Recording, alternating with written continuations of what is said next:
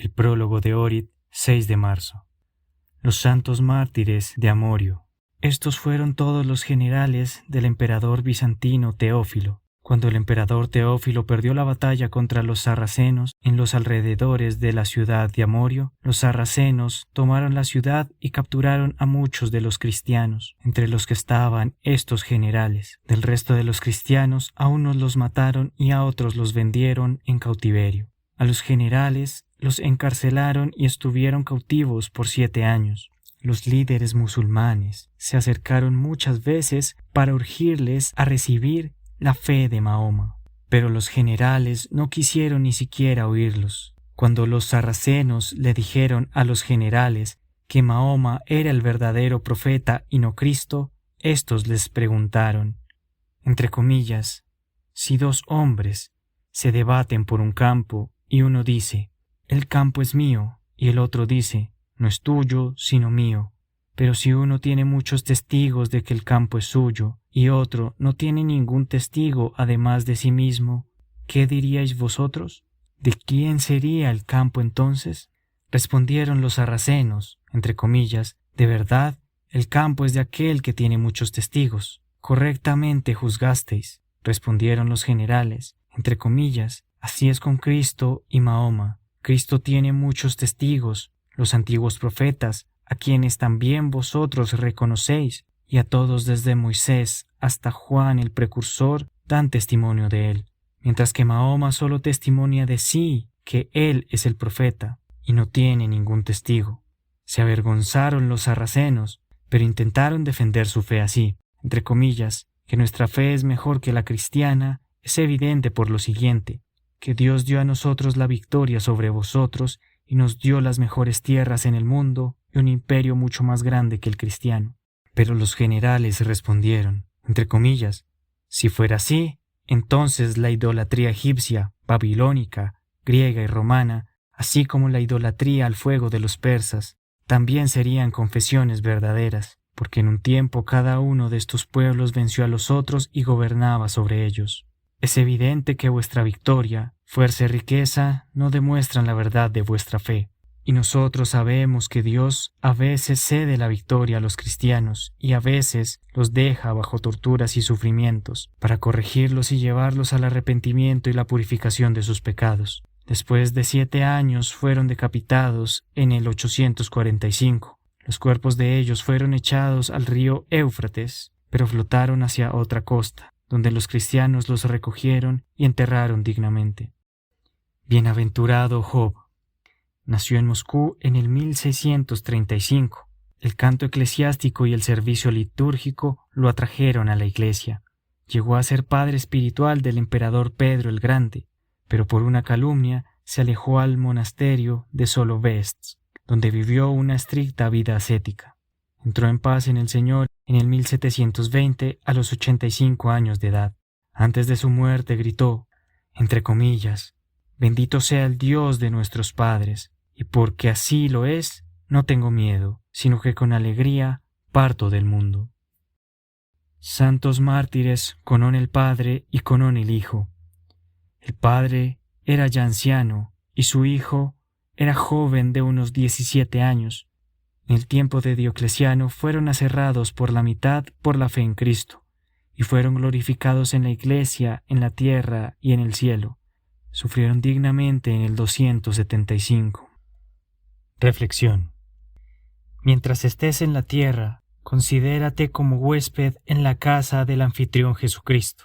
Si estás en la mesa, Él con ella te honra. Si respiras el aire, su aire respiras. Si te bañas, en su agua te bañas. Si viajas, en su tierra viajas. Si acumulas propiedades, su propiedad acumulas. Si despilfarras, su propiedad despilfarras. Si eres poderoso, según su permiso eres poderoso. Si estás en compañía de gente, estás en compañía de otros huéspedes suyos. Si estás en la naturaleza, en su jardín estás. Si estás solo, Él está presente. Si partes a cualquier lugar, Él te ve.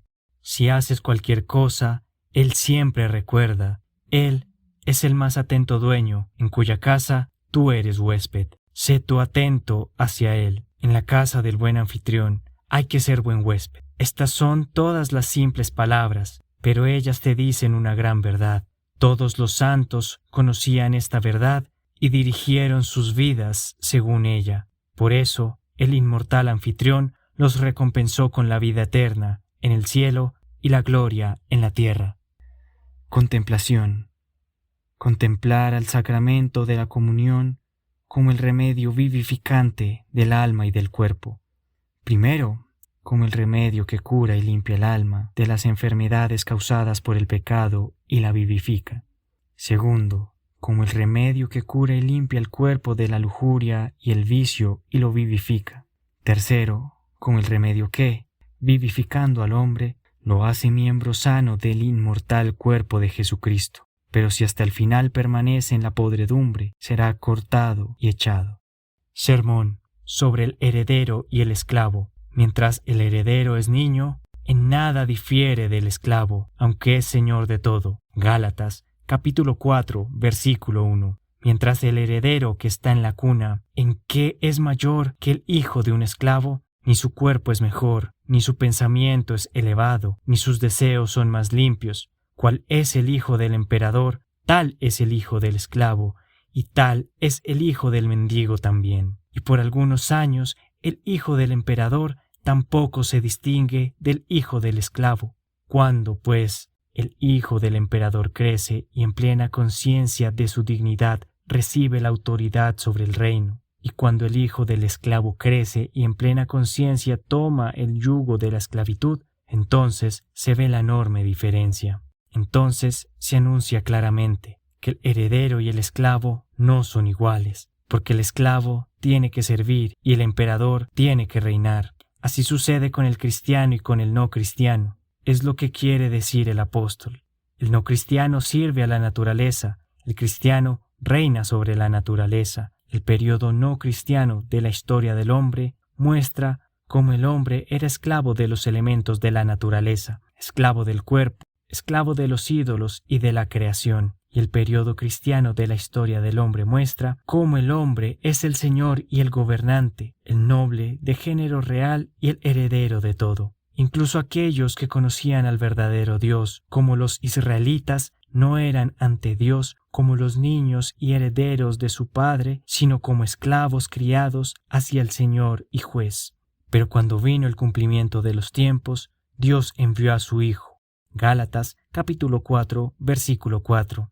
Él hizo que recibiéramos la adopción como hijos, y que con el Espíritu de Dios clamemos a Dios, Abba, Padre. Porque, hermanos, vino Jesús a la tierra para hacernos mejores que esclavos, para darnos el derecho de hijos y el deber de señores. El derecho de hijos es que en el nombre de Jesucristo llamemos a Dios Padre, y el deber de señores es para gobernar sobre sí, sobre nuestro cuerpo, sobre nuestros pensamientos y deseos, y sobre toda la naturaleza alrededor nuestro. Oh unigénito Hijo de Dios, con tu misericordia y sacrificio, nosotros recibimos la adopción. Ayúdanos a mantenerla, con tu gracia, en pureza y en verdad hasta el final. A ti la gloria y el agradecimiento por los siglos de los siglos. Amén.